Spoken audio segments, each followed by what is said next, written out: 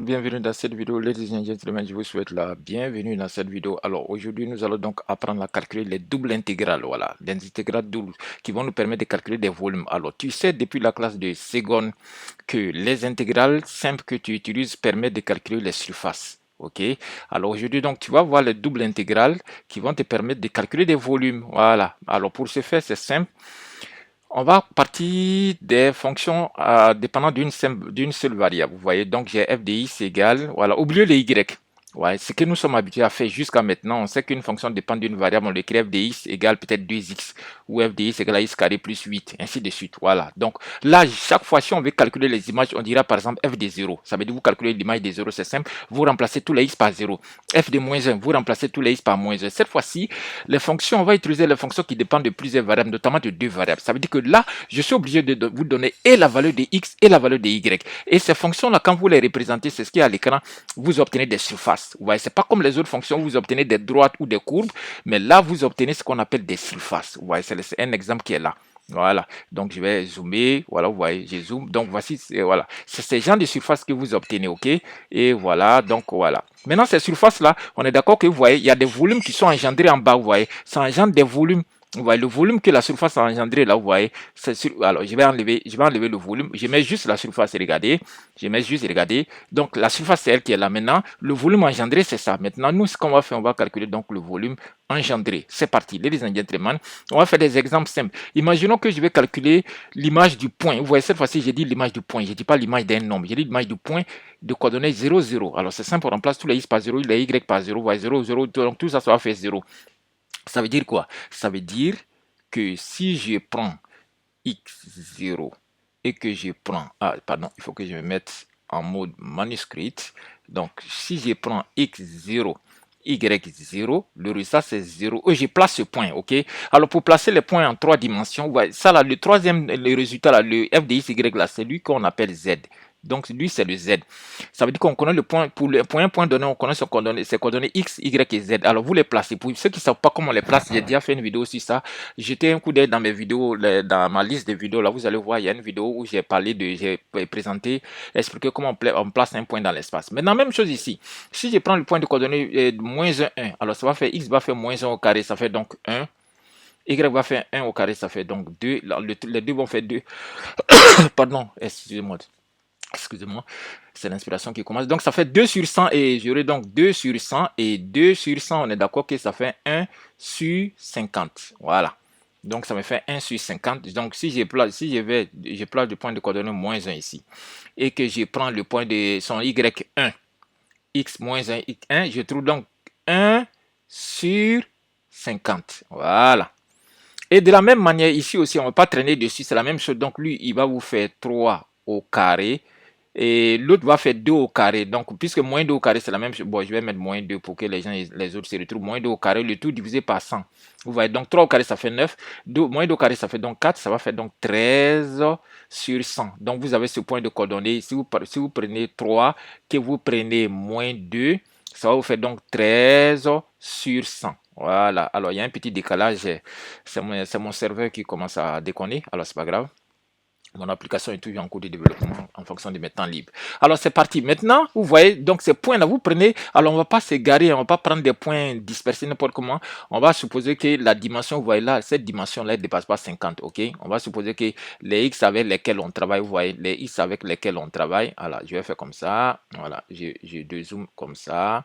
Diminuer un peu, voilà. Donc de là à là, ça ne va pas dépasser 50. Si je tourne aussi, de la même manière, de là à là, ça ne va pas dépasser 50. Donc on va supposer qu'on reste dans 50 comme dimension maxi, quoi, pour ne pas trop s'égarer. Alors si on reste dans 50, vous voyez, j'ai mis côté 50, ça veut dire que les x, vous voyez, j'ai mis, vous voyez, la figure là, celle qui est là, quand je zoome fort, vous voyez, j'ai mis le repère au centre de la figure du volume engendré. Ça c'est l'axe des x, ça c'est l'axe des y, ça c'est l'axe des z, ok?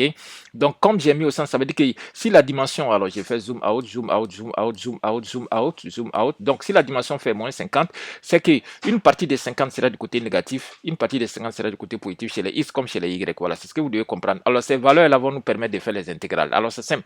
Maintenant, si je veux calculer le volume, et regardez comment je fais.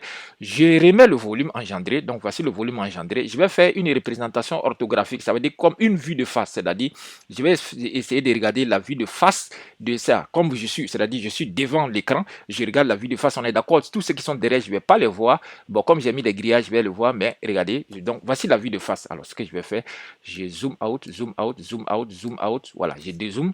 Maintenant, regardez. Pour ceux qui sont en seconde ou première au terminal, ça dépend de la classe où vous voyez les intégrales. Alors, pour calculer l'air d'ici, on va dire que ça va faire intégrale, vous voyez, de moins 25. Alors, chaque fois, quand il s'agira de 25, je vais dire A, au lieu d'écrire 25, 25 chaque fois, ok, ça me fait péter les plombs. Donc, je vais mettre juste A.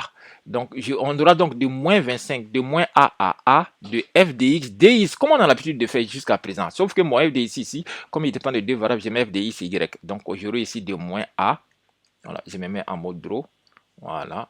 Donc, j'aurai ici de moins A à A. Voilà. De f de x dx. OK? Voilà, je calcule. Maintenant, f de x, y, la f de x, y, je remplace par son expression qui est x carré plus y carré sur 100 dx. Donc, ça va me donner l'air, tout l'air qui est ici. Vous voyez, tout l'air qui est ici. Sauf que ce que vous devrez savoir, l'air là, il va se répéter plusieurs fois. Regardez, si je tourne, donc on est d'accord que ce que j'ai fait, si je m'arrête là, juste regardez, là, juste ici, ça me donne l'air de toute la partie là, la partie que je vois en face là. Maintenant, sauf que cette fois-ci, cette air là, elle va se répéter, regardez, elle va se répéter. Regardez, si je bouge un peu, donc l'air qui est ici va se répéter de moins 25 à 25. Vous voyez, sur l'axe suivant l'axe des Y. Vous voyez, donc je fais encore une autre somme, puisque c'est l'air là, c'est la somme, vous voyez, c'est la somme des petits rectangles, comme j'ai déjà expliqué dans les trucs de Riemann, somme de Riemann.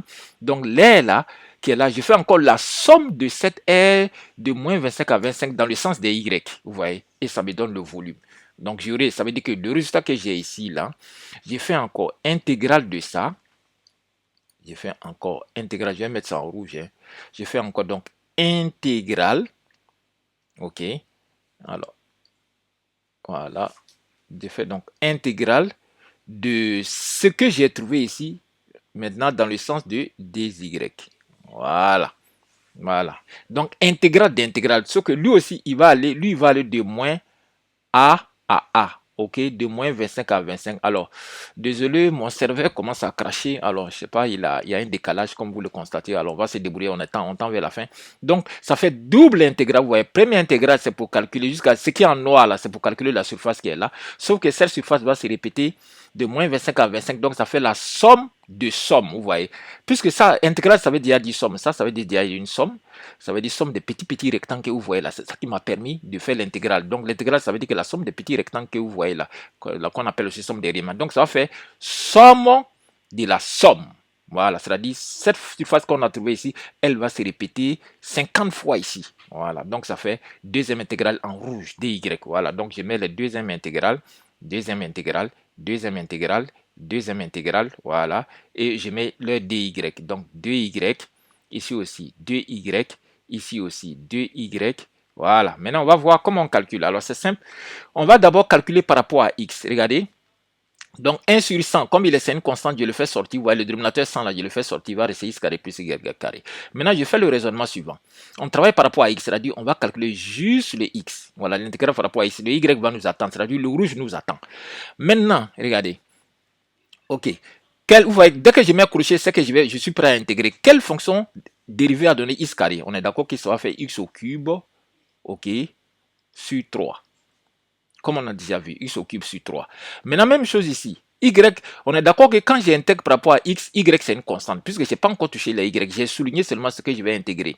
Donc, comme je suis dans le village des dx, c'est que y, tout ce qui est y est une constante. Comme y est une constante, donc, je mets c'est comme si j'ai dit quelle fonction dérivée à donner a, vous allez dire ax, puisque ici a est une constante. Quelle fonction dérivée à donner 2? Vous allez dire 2x. Quelle fonction dérivée à donner 3? Vous allez dire 3x. Donc, c'est la même chose, y carré est une constante. Donc, quelle fonction dérivée à donner y carré? Ça va faire juste y carré. Et puis, on soude juste les x.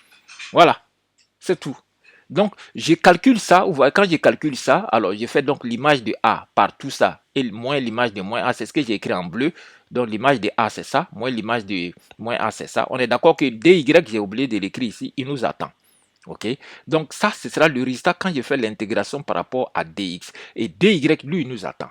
Maintenant, une fois que je trouve son résultat, vous voyez, je viens ici, voilà, j'ai trouvé son résultat en bleu, là, c'est son résultat. Donc, jusque là, j'étais en train de calculer, voilà, et j'ai fini à cette ligne. Donc, à cette ligne-là, vous voyez, j'ai trouvé ça. Vous voyez, j'ai trouvé ça quand je calcule l'intérieur. Et le 2, là, je le mets en facteur, je l'envoie ici, ça fait 2 sur 100. Et 2 sur 100, je peux le simplifier en 1 sur 50. OK? 2 sur 100, ça fait 1 sur 50. Maintenant, il va me rester quoi? A au cube sur 3, AY carré. Maintenant, je vais faire deuxième intégration par rapport à Y maintenant. Alors, on va aller très très vite parce que il semble que tout le monde a compris. Donc, je fais A au cube sur, par rapport à Y, je travaille par rapport. Donc, A au cube, c'est une constante. Donc, quelle valeur, fonction dérivée à donner A au cube sur 3?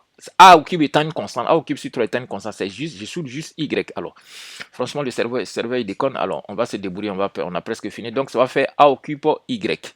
Voilà. Voilà, A au cube Y. Maintenant, je fais la même chose ici. Non, non, non, c'était pas là-bas que je devrais écrire. C'est où j'ai mis le crochet. Voilà, donc ça va faire A au cube. Quelle fonction dérivée va donner ça? Donc, je mets juste Y. Voilà. Maintenant, ici, A là, le voilà. Quelle fonction dérivée va donner Y carré? Sachant que je travaille par rapport à Y. Comme je travaille par rapport à Y, donc Y carré, c'est une fonction. Ok, c'est pas une constante. Ça va faire donc Y au cube, d'après les formules d'intégrale, de primitive, pardon, sur 3. Voilà, vous voyez, c'est ce qui change. Maintenant, je fais la même chose. Je calcule l'image de A par tout ça, moins l'image de moins A par tout ça. Donc, l'image de A par tout ça, c'est ça qui est là, moins l'image de moins A par tout ça. Et quand je calcule, je trouve ça. Ok, je trouve ça. Maintenant, une fois que je trouve ça, c'est simple. Je fais 4 fois 1. Je divise 4 et je simplifie 4 et 50. Ça va, donc 4 va devenir 2, 50 va devenir 25 et je multiplie par les 3. Donc ça va faire 2A exposant 4 sur 3. Et voici le résultat que je trouve. Donc quand vous calculez bien, vous allez trouver. Alors il y a une partie qui est cachée. Désolé, j'ai mal fait la mise en page. Alors aujourd'hui, la programmation. Alors, ça a été un peu raté, c'est pas grave. Mais le résultat final, si vous calculez, ce qui vérifie avec moi, vous allez trouver donc 10 416,67 fois unité de volume. Donc, voilà un peu ce que je voulais partager avec vous. Voilà, donc je vais refaire donc cette vidéo-là en bonne et due forme et je mettrai ça sur YouTube. Voilà, cette vidéo. Donc, je t'invite à t'abonner pour apprendre plus sur cette chaîne. Pour rappel, cette chaîne, c'est la polyvalence. Cette vidéo est terminée.